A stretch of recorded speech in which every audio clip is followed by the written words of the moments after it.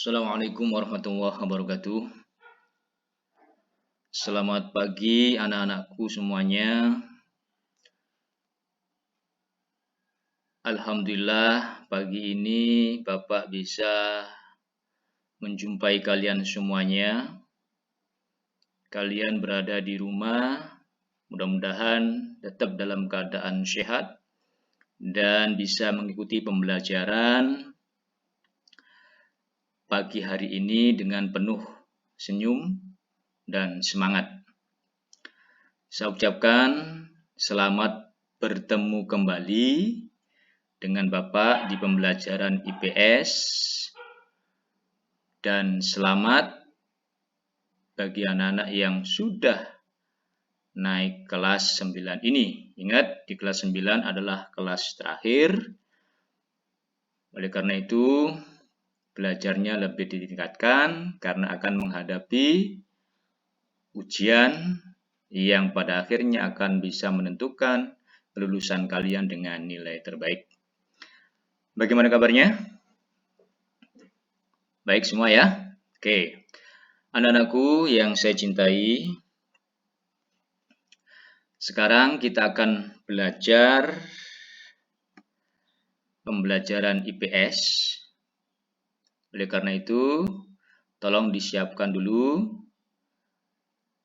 buku dan bolpennya untuk mencatat segala sesuatu yang sekiranya tidak Bapak tayangkan di PowerPoint ini melalui bahasa verbal Bapak. Nanti yang sekiranya kamu informasi itu penting, maka dicatat ya, supaya nanti di akhir pembelajaran ada tugas yang harus kalian kerjakan saat ini juga, hari ini langsung dikerjakan dan dikumpul biar tidak numpuk-numpuk. Ya. Baik anak-anakku yang saya cintai, di pembelajaran IPS pada pagi hari ini, Bapak akan memperkenalkan kalian dengan benua. Karena materi kita adalah interaksi ruang antar negara ya, di Asia dan di benua-benua yang lainnya. Oleh karena itu, pembahasan pertama yang akan Bapak sampaikan adalah kalian harus mengenal dulu benua. Benua itu apa? Sejarah bagaimana proses terbentuknya benua itu seperti apa? Kemudian benua di dunia ini ada berapa? Batas-batasnya ada di mana? Oleh karena itu, Bapak sampaikan dulu tujuan pembelajaran kita. Setelah kalian mengikuti pembelajaran ini, kalian pertama bisa menjelaskan bagaimana proses terbentuknya benua yang seperti sekarang ini. Yang kedua, kalian bisa menyebutkan urutan benua berdasarkan luasnya. Jadi, benua di dunia itu ada berapa, nanti kalian urutkan berdasarkan luasnya. Jadi yang paling luas taruh di atas, kemudian selanjutnya ditaruh di bawah yang paling sempit. Nanti ada form isian yang harus kalian isi. Yang ketiga, mengidentifikasi batas-batas wilayah masing-masing benua. Jadi benua A ini batasnya dibatasi oleh apa, Ini diidentifikasi melalui peta yang nanti Bapak akan tayangkan. Anak-anakku yang saya cintai, mari kita masuk ke materi pertama. Perhatikan peta dunia ini. Ini peta benua ya. Peta dunia. Ya, sudah jelas ada peta dunia. Kemudian, kalau kita perhatikan, dunia ini permukaannya dibagi menjadi dua, yaitu ada daratan, ada yang berbentuk perairan. Jadi yang berwarna biru itu adalah bentuk perairan. Kemudian yang berwarna coklat, hijau, ada yang putih, ya itu berupa daratan. Nah, daratan itu dibagi menjadi dua. Ada yang disebut dengan benua dan ada yang disebut dengan pulau. Apa bedanya benua dan pulau? Nanti kita jelaskan. Sedangkan perairan itu juga dibagi menjadi dua. Ada yang disebut samudra, ada yang disebut dengan laut. Nah, apa bedanya samudra dengan laut? Nah, juga nanti kita akan jelaskan. Baik, anak-anak, jadi sudah dipahami ya. Jadi kalau kita perhatikan peta dunia ini, maka permukaan bumi kita itu berupa daratan dan berupa perairan. Perairan itu samudra, ada laut, ada juga danau ya. Danau, tapi itu danau itu posisinya ada di daratan ya. Baik anak-anak yang saya cintai. Nah, sekarang benua itu apa sih benua itu? Ada yang sudah tahu?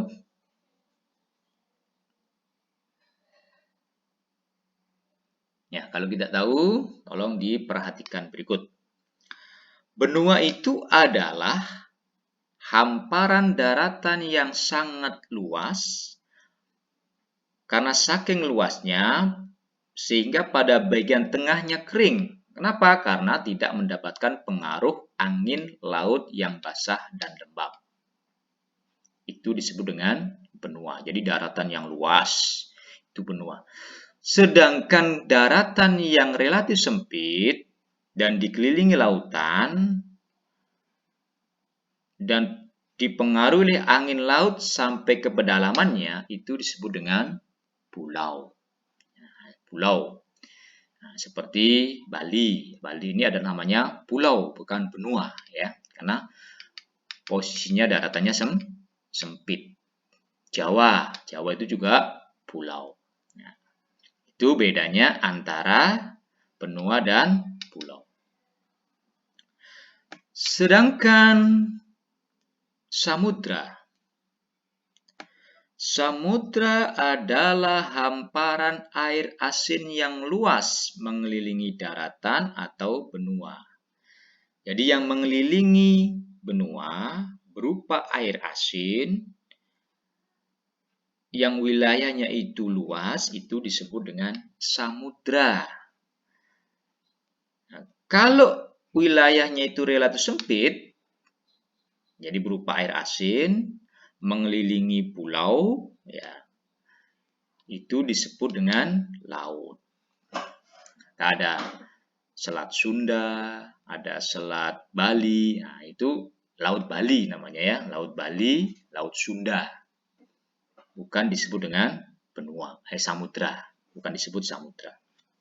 Jadi anak-anakku, kita sudah dapatkan pengertian benua dan samudra, juga kita sudah mendapatkan perbedaan antara benua dan pulau.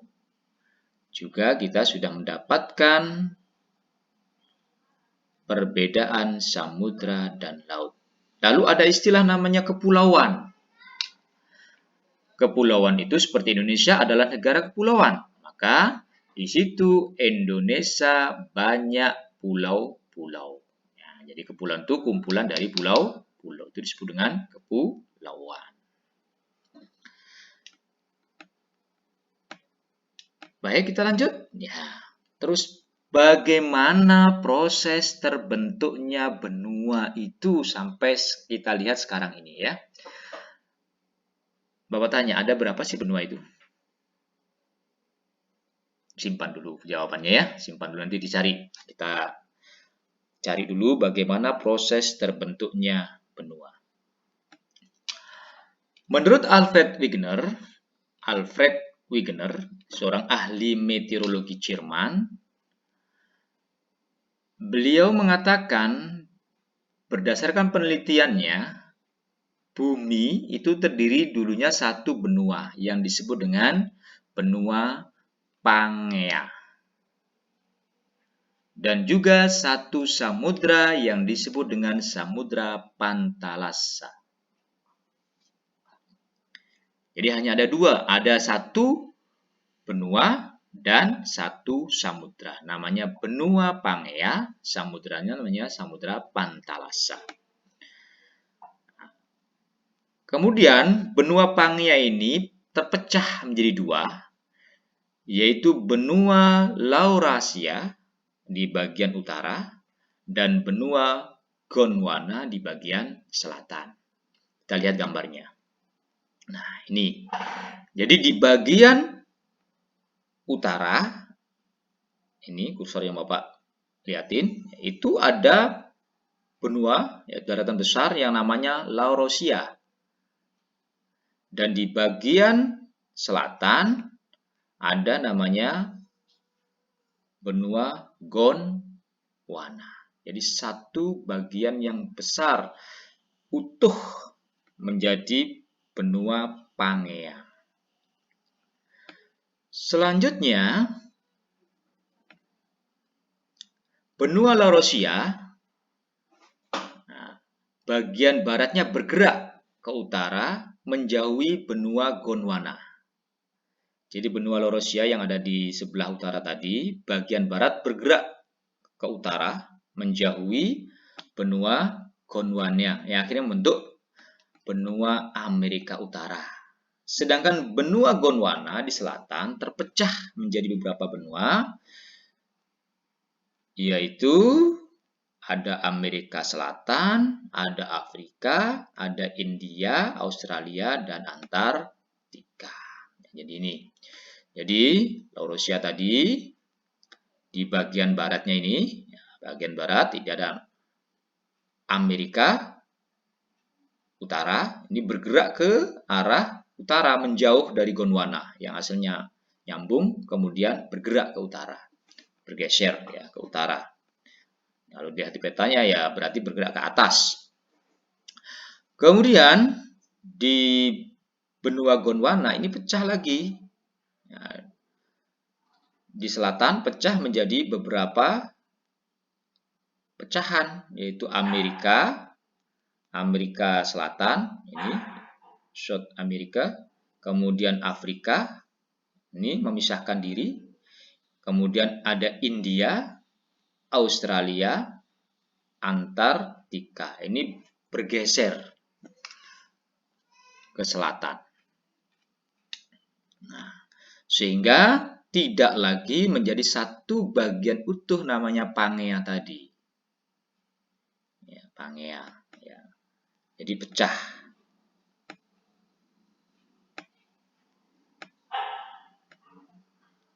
Nah, ini jadi pergerakannya tadi. Jadi tadi rapat kemudian terpecah-pecah. Ini adalah bagian dari benua Gondwana yang terpecah tadi. Amerika Selatan, bisa Amerika ini bergerak ya, bergerak semua sehingga terpecah-pecah. Nah, pertanyaannya,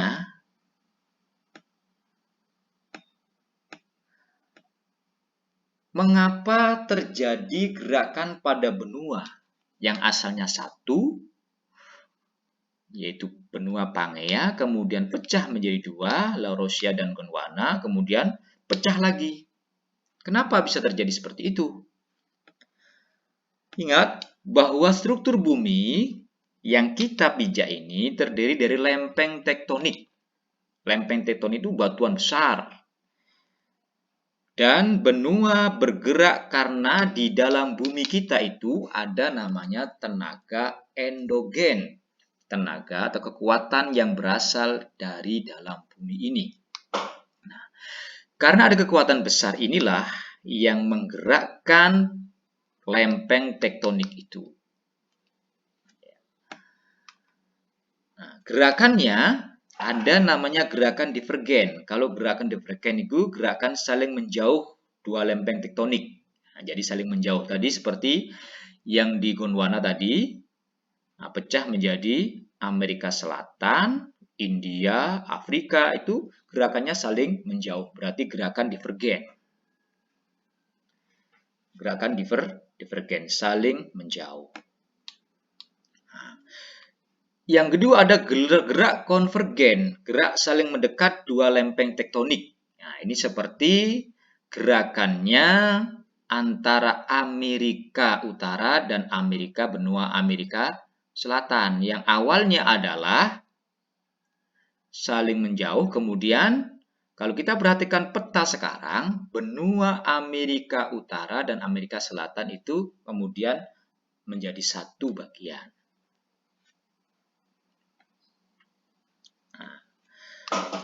Ketiga, gerakan sesar. Dua lempeng tektonik saling bergeser mendatar. Ya, jadi ini menyelubung ya, sesar. Oke.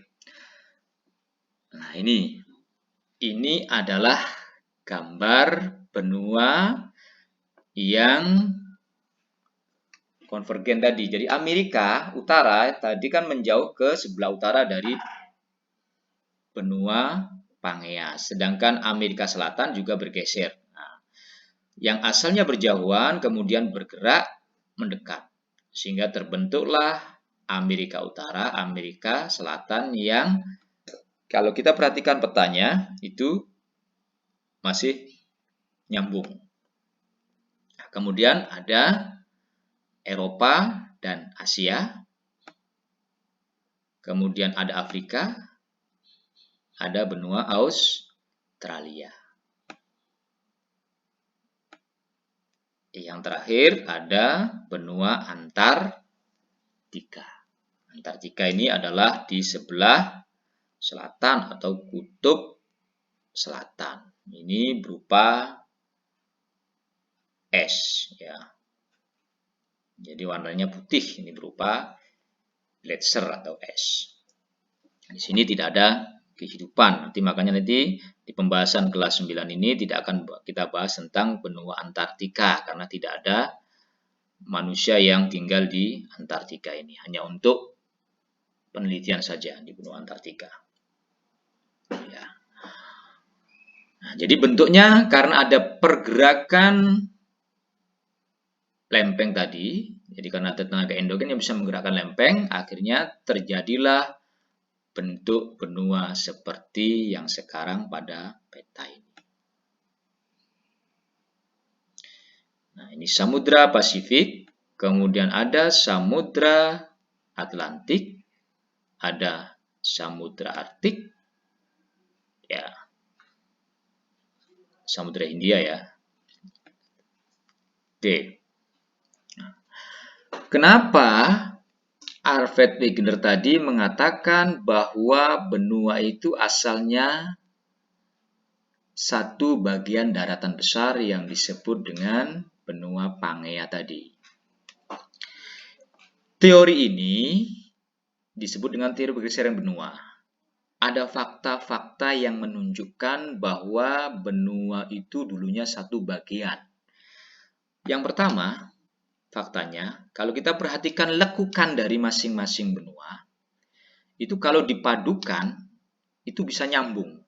Lekukan atau bentuk pantai di Afrika Timur, Amerika Utara, dan Amerika Selatan dengan pantai barat Eropa dan Afrika itu hampir sama lekukannya. Jadi artinya kalau dipadukan, itu kalau kita main puzzle, itu bisa nyambung. Ya. Kemudian fakta yang menunjukkan sampai saat ini daratan tanah hijau atau Greenland ini masih mengalami pergerakan menjauh dari Eropa sejauh kurang lebih 36 cm setiap tahun. Jadi semakin bergeser Greenland itu. Yang ketiga, sifat tanahnya. Tanah di Amerika Selatan, tanah di Afrika, tanah di India, tanah di benua Australia, dan di Antartika, ini masih menunjukkan persamaan sifat.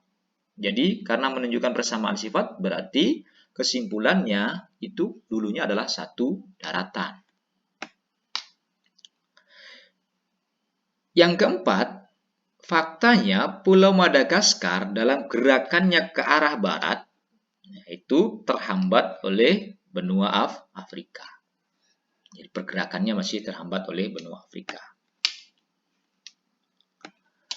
Inilah makanya Alfred Wegener mengatakan bahwa dulunya adalah satu bagian besar benua itu. Nah, kemudian karena ada gerak tektonik, ya, atau ada tenaga endogen, akhirnya terjadilah pemecahan benua-benua itu. Lalu ada berapa benua di dunia ini? Banyak pendapat para ahli geografi berbeda-beda. Ada yang mengatakan bahwa benua itu ada 7. Ada juga yang mengatakan benua itu ada 6. Ada yang mengatakan benua ada 5. Ada yang bisa menyebutkan kalau benua ada 7 itu benua apa saja? Kalau yang ada 6 benua apa saja? Yang 5 benua apa saja? Mari kita simak. Kalau yang mengatakan ada 7, pendapat ini menyebutkan yang pertama adalah benua Asia.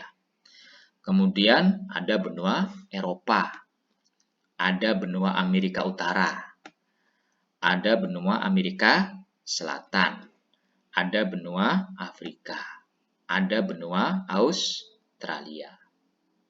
Jadi ada 6 ditambah 1 lagi ada benua Antartika. Jadi sehingga dia menyatakan bahwa benua itu ada 7. Jadi kalau ada orang mengatakan benua ada 7 nggak salah ya. Ada yang mengatakan benua itu ada 6. Yang pertama yaitu Asia dan Eropa itu adalah kalau kita perhatikan di peta dunia itu adalah merupakan daratan yang nyambung ya. Jadi satu daratan yang utuh. Maka disebut Eurasia, Eropa, Asia.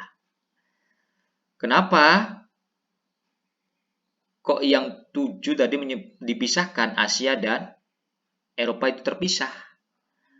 Benua Asia dan Eropa itu terpisahkan bukan karena daratannya yang terpisah, tapi karena lebih banyak